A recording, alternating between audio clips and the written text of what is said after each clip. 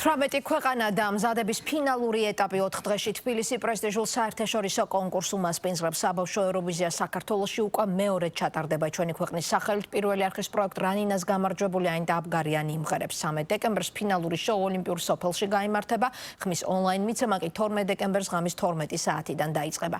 გამარჯვებული ჟიურისა და მაყურებლის ხმების დაჯამებით გამოვლინდება. შოუს საზოგადოებრივი მაუწყებლის წამყვანები ლიზა ციკლაური და დათუნა ალადაშვილი გაუძღვებიან. 4 დღით ადრე ქართველი კონკურსანტი დღეს კათოლიკოს პატრიარქმა დაულოცა. საქართველოს საბავშვო ევროვიზიის ისტორიაში საბავშვოებული ქვეყანაა, რომელმაც ევროპული მეგაკონკურსი უკვე 4-ჯერ მოიგო. პირველი გამარჯვება საქართველოს 2008 წელს ბზიკების ცნობილმა სიმღერამ მოუტანა, სულ ბოლოს კი კონკურსის ლიდერი ანდრია ფუტკარაძე გახდა. რა შედეგით დასრულდება წლევანდელი კონკურსი, ეს სულ რამდენიმე დღეში გაირკვევა. 13 დეკემბერს მილიონობით მაყურებლის ყურადღება საქართველოსკენ, კონკრეტულად კი თბილისის ოლიმპიური სოფლისკენ იქნება მიმართული. ორგანიზატორები გრანდიოზულ შოუს აანონსებენ. 4 გზის გამარჯვებული. საბავშვო ევროვიზიის რეკორდსმენი ქვეყანა საქართველო კვლავ ყველაზე პრესტიჟული საბავშვო მუსიკალური ფესტივალის ეპიცენტრშია. კონკურსის მონაწილე ევროპის 18 ქვეყნის დელეგაცია თბილისშია და შოუსთვის აქტიურად ემზადება. კონკურსის 250 დელეგატი საქართველოს დედაქალაქში 6 დეკემბერს ჩამოფრინდა. მონაწილეებმა უკვე გადაიღეს პოსტკარდები, ანუ საიმიჯო ვიდეოები, რომლებიც მათ სცენაზე გამოსვლამდე გავა ეთერში და პირველი კოსტუმირებული რეპეტიციაც გაიარეს. საქართველოს წარმომადგენელი ანიტა აბგარიანი სიმღერით Shine Like a Star 13 დეკემბერს მე-15 ნომრად გამოვა. ჩამოვიდნენ ბავშვები, ზოგიერთებს შევხვდი, ძალიან კარგი ურთიერთობა გვაქვს, ძალიან ლამაზი სცენა იყო, ჰქონდა სცენაზე რეპეტიცია და ძალიან კმაყოფილი ვარ ყველაფრით და რავი, მე ჩემს მაქსიმუმს გავაკეთებ, რომ ღირსეულად წარადგინო ჩვენი ქვეყანა.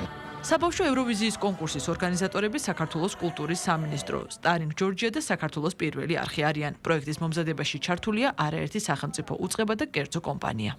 რეპეტიციები გაყოფილია 2 ჯგუფად მიმდინარეობს, იმიტომ რომ მოგეხსენებათ ახლა ის პერიოდი, როდესაც ბოლო უკანასკნელი შენიშვნების და შესწორებების დეტალების დაზუსტებები მიმდინარეობს. გუშინ საქართველოს რეპეტიცია იყო, შესაბამისად დღეს არ არის საქართველოს რეპეტიცია, მაგრამ იქნება უკვე ხვალ.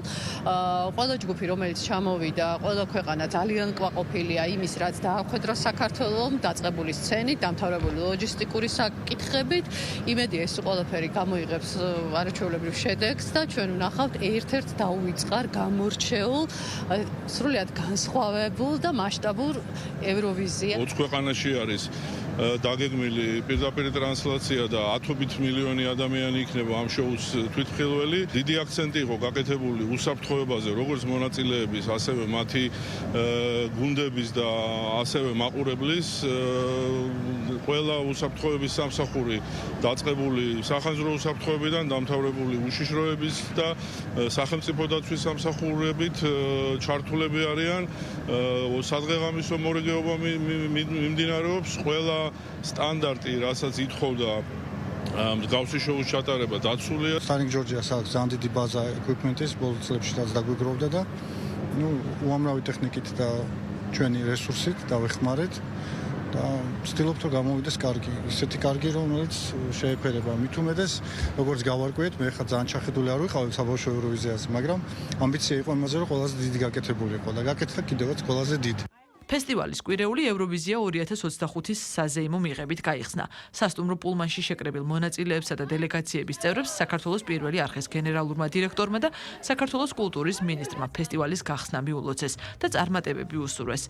ამის შემდეგ სცენა კონკურსის გასული წლების ქართველმა მონაწილეებმა დაიკავეს და თავიანთი საკონკურსო ნომრები შეასრულეს. თითოეული დელეგაცია აღნიშნავს იმ განწყობას და რამთვარი იმ გარემოს, რომელსაც ჩვენი ქვეყანა ქმნის. ეს ფესტივალი არ არის გამარჯვებაზე, ეს არის სიხარულზე, სიყვარულზე და ბავშვების ლაღ გარემოზე. ვფიქრობ, რომ ყველაფერი შევქმნით იმისთვის და ჩვენმა ქვეყანამ ყველაფერი გააკეთა იმისთვის, რომ ეს დაუვიწყარი გარემო იყოს. ხელს გვიწყობს ახალი წელი, განწყობა, განათებული თბილისი და ვფიქრობ, რომ ჩვენი ბავშვები, რომლებიც მობრძანდებიან 12-ში და 13-ში დარბაზში და კიდევ უფრო მეტი 70 მილიონამდე ადამიანი, რომელიც დაჯდება ტელეეკრანთან, ამ დაუვიწყარი შოუს ნაწილი გახდება. მუსიკა თავისთავად და ხელოვნება ყოველგვარ საზღვრებს ანგრევს. ეს არის ისეთი სფერო, რომელსაც არ ჭირდება მართლა არც თარგმანი, არც შუამავალი, არაფერი, ისინი იმეგობრებენ და იქნებიან ამ სამყაროს მომავალი. და ისეთივე ნათელები, როგორც ჩვენი რანინელები არიან, მე მჯერა ამის და ყველა მათგანს უსურვებ დიდ წარმატებას. 13 დეკემბერს მონაწილეების სცენაზე გამოსვლამდე მაყურებელს შოუს დაუვიწყარი გახსნა ელოდება, რომელზეც რეჟისორი ბასა ფოცხიშვილი და მხატვარი თამარ ფოცხიშვილი მუშაობენ. სცენაზე 100 ბავშვი გამოვა, მათ ჩაცმულობაზე დიზაინერი ანუკა ქებურია ზრუნავს. ეს იქნება სალამურას ხაფარი და იქნება სალამურას თავგადასავალი და იქნება ნატრის ხე, როგორც სიმბოლო სურვილების ასრულების, როგორც სიცოცხლის სიმბოლო და მე ვფიქრობ, რომ ისეთი დახვეწილი, სადა,